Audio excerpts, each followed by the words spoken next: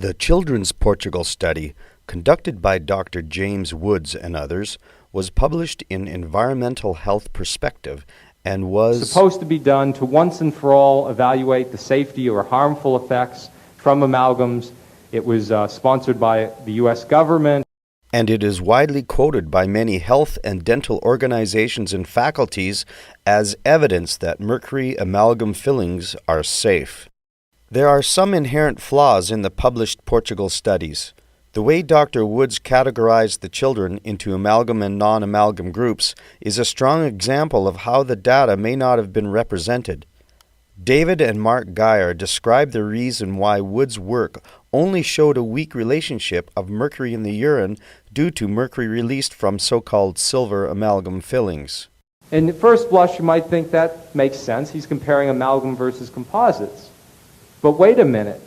If you recall, look at how the children fall. You have children with low-dose exposure. You got some with high. You have in the middle. He's lumping everybody in the amalgam group, regardless of their amount of exposure, together into one group. And then he calls that his amalgam group, and then he simply compares that to his composite.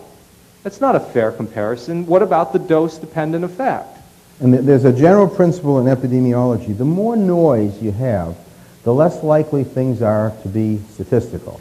Hence, so he threw all the noise you could possibly have in so that it wouldn't be statistical. And hence, when you look at this data, what you see is the round circles are actually the average amount. The bars that you see, those are what are called confidence intervals. They're saying 95% of the data falls within those. I mean, look at this error bar. It's enormous. It goes from 3 all the way down to a half. That's telling you that there's huge variability in the data. Females consistently, enormous variability in what they're excreting in the urine.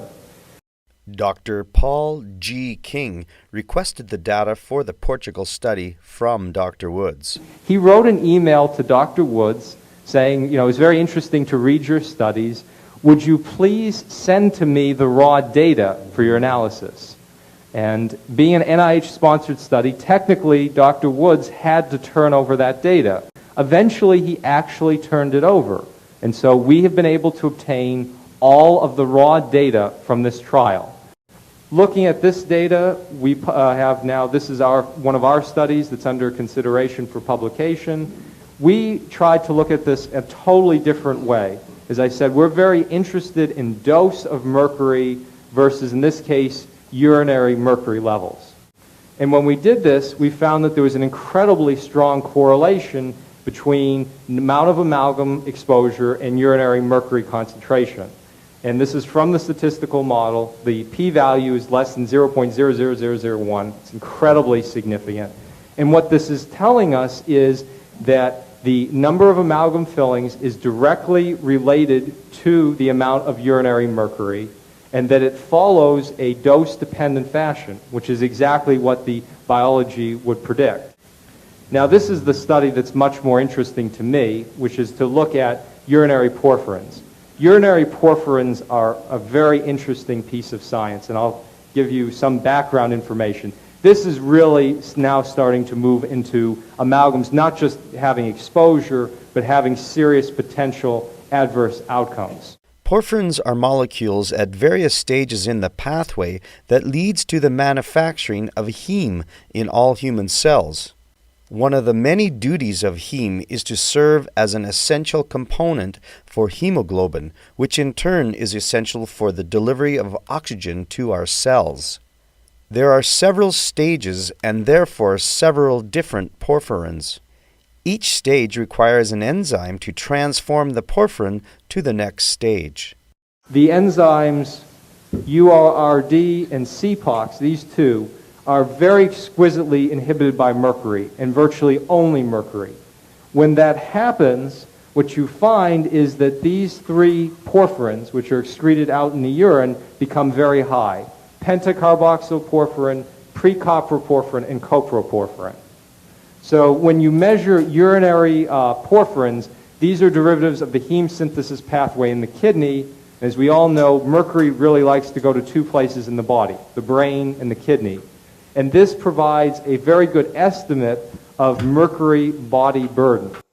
The Geyers then took the data from Dr. Wood's study and determined the amount of mercury the children were exposed to based on the number, duration, and size of the fillings. They then compared the amount of mercury each child was exposed to with their respective porphyrin results. These are our results, and it falls right out. The mercury-associated porphyrins, the pentacarboxyporphyrin, 0.0022, that's the correlation factor. The p-value is 0.015. Pre-copper porphyrin, statistically significant copper porphyrin. The three mercury-associated porphyrins instantly become linked to the dose-dependent effect of mercury exposure. And you'll notice that the other porphyrins are not linked, which is what Woods and everybody said should be the case. And you also see, interestingly enough, there's a kind of backlog phenomena.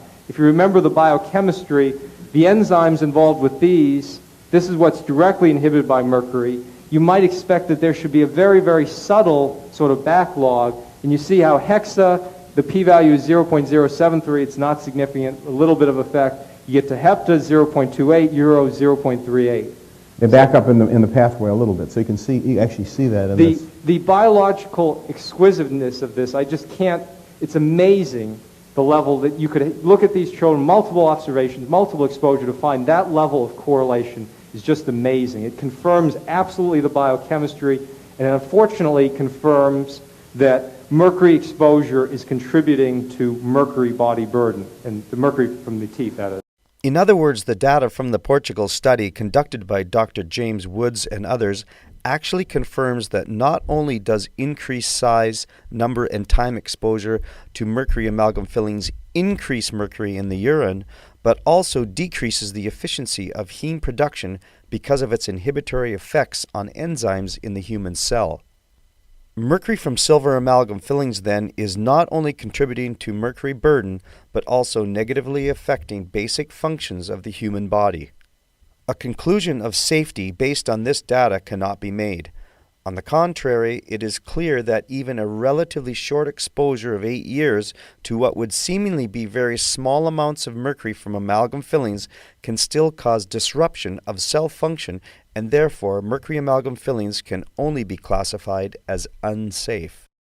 So if anybody or organization claims that mercury amalgam fillings are safe according to the Portugal Children's Study or the Wood Study or the Casapia trial, one can confidently correct them by indicating that in actual fact, the data from this study clearly shows that silver amalgams are causing harm.